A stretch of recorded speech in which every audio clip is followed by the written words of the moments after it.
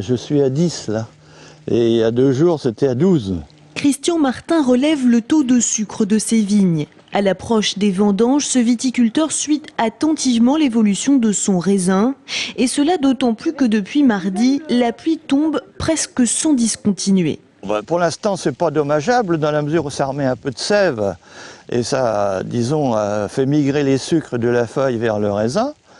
Mais évidemment, si ça pleut trop, il va y avoir une dilution, c'est-à-dire une augmentation de volume des baies avec pas obligatoirement une augmentation de sucre correspondant.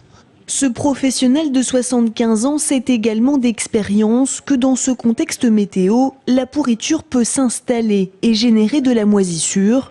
Dans ce cas, le vin est altéré. La première année de ma vendange, en 49, en fin de vendange, c'était le cas.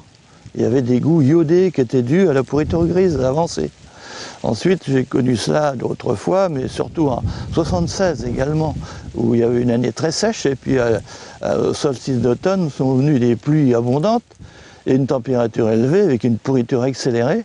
Cette pourriture grise évoquée par Christian Martin, tous la craignent, sauf si elle reste sur le pied de vigne seulement quelques jours.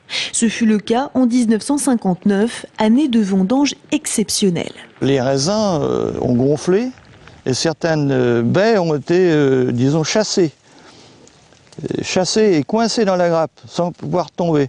Ensuite est venue la sécheresse à nouveau. Et ces raisins n'ont pas pourri, mais ils se sont desséchés comme du raisin de Corinthe.